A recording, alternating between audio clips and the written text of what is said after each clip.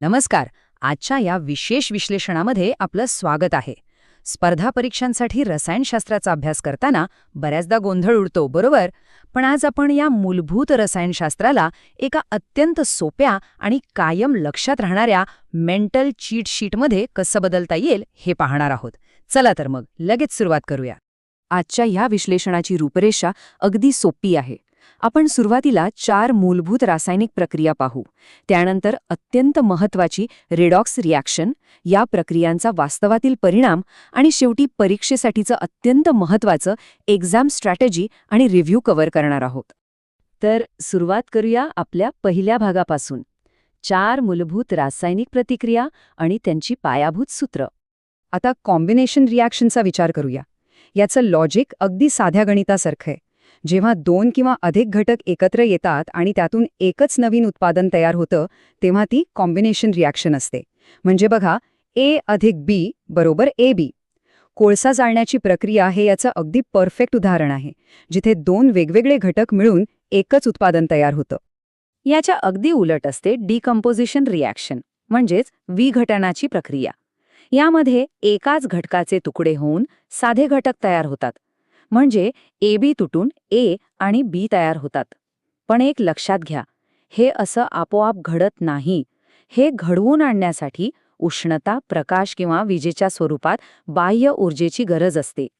चुनखडीचं thermal decomposition हे याचे एक उत्तम उदाहरण आहे. आता इथून प्रक्रियांमध्ये थोडी अधिक गतिमानता येते. डिस्प्लेसमेंट रिॲक्शनबद्दल बोलायचं झालं तर जेव्हा लोखंडी खिळे कॉपर सल्फेटच्या द्रावणात टाकले जातात, तेव्हा द्रावणाचा निळा रंग हळूहळू नाहीसा होऊन तो चक्क हिरवा होतो. हे प्रत्यक्षात घडणारं एक अतिशय भारी आणि बोलकं उदाहरण आहे. आणि हे दृश्य म्हणजे एका रासायनिक सत्ता संघर्षाचं, म्हणजेच पॉवर स्ट्रगलचं एक उत्तम उदाहरण आहे.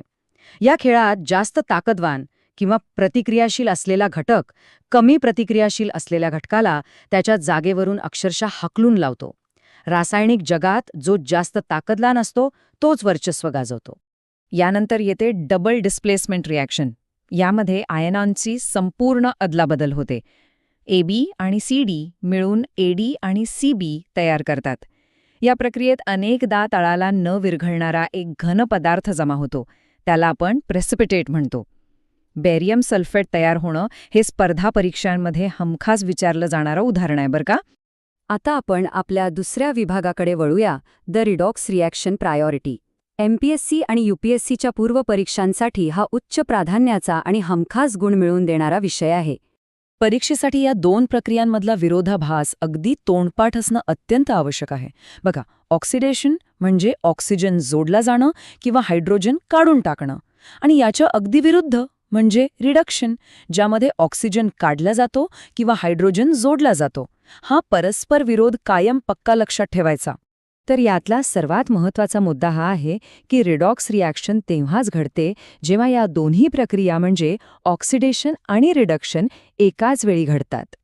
कॉपर ऑक्साईड आणि हायड्रोजनच्या प्रक्रियेत आपण हे पाहू शकतो, जिथे एकाच वेळी कॉपर ऑक्साईडचं रिडक्शन होत आहे तर हायड्रोजनचं ऑक्सिडेशन होत आहे.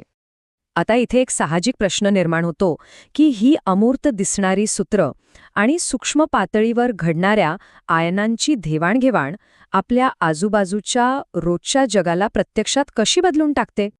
आणि हाच प्रश्न आपल्याला या संकल्पनांच्या वास्तविक परिणामांकडे घेऊन जातो. विभाग 3, प्रयोगशाळेच्या पलीकडील वास्तव. इथे ऊर्जेचा प्रवाह समजून घेणं खूप महत्त्वाचं आहे. एक्झोथर्मिक प्रक्रियेमध्ये उष्णता बाहेर टाकली जाते, जसं की आपला श्वासोच्छ्वास किंवा वनस्पतीजन्य कचऱ्याचं विघटन.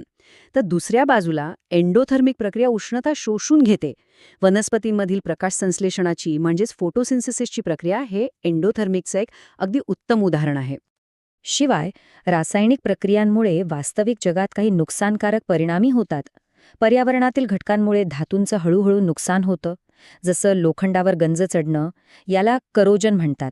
तसंच अन्नातील स्निग्ध पदार्थांचं ऑक्सिडेशन होतं, ज्यामुळे त्याला खराब वास आणि चव येते. याला आपण रॅन्सिडिटी म्हणतो. म्हणूनच हे थांबवण्यासाठी चिप्सच्या पाकिटांमध्ये नायट्रोजन गॅस भरला जातो किंवा अँटीऑक्सिडंट्सचा वापर केला जातो. मूलभूत आणि वास्तवातील संकल्पना पाहिल्यानंतर आता वळूया आपल्या शेवटच्या आणि सर्वात महत्त्वाच्या विभागाकडे, परीक्षा धोरण आणि महत्वाची उजळणी. आतापर्यंतची सर्व माहिती अत्यंत सोप्या आणि सहज लक्षात राहणाऱ्या पद्धतीने एकत्रित केल्यास उजळणी सोपी होते. आपण आधी पाहिलेल्या सर्व प्रतिक्रिया तर महत्त्वाच्या आहेतच, पण न्यूट्रलायझेशनसारखी संकल्पनाही नव्याने लक्षात ठेवायला हवी, जिथे ॲसिड आणि बेस एकत्र येऊन मीठ आणि पाणी तयार होतं. परीक्षेच्या अगदी शेवटच्या क्षणी रिव्हिजन करण्यासाठी हे सर्व मुद्दे एकाच ठिकाणी असणं खूप फायद्याचं ठरतं.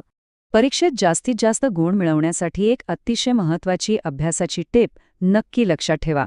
विज्ञान आणि तंत्रज्ञान विभागात carbon compounds, acids, bases and salts आणि पीएच स्केल या परस्पर संबंधित विषयांवर सर्वाधिक फोकस करा. आयोग बहुतांश वेळा याच घटकांभोवती प्रश्न फिरवून विचारतो. या विश्लेषणाच्या शेवटी एक विचार करण्याजोगा प्रश्न उरतोच. हे रासायनिक नियमांचं अदृश्य जाळं येणाऱ्या परीक्षांमध्ये कसं प्रकट होईल? या मूलभूत रासायनिक सत्ता संघर्षांपैकी कोणती प्रक्रिया पुढच्या प्रश्नपत्रिकेतील सर्वात कठीण प्रश्न निश्चित करेल? या ज्ञानाचा वापर करून पुढील अभ्यासाची दिशा नक्की ठरवा. आजच्या या विश्लेषणामध्ये सहभागी झाल्याबद्दल खूप खूप धन्यवाद.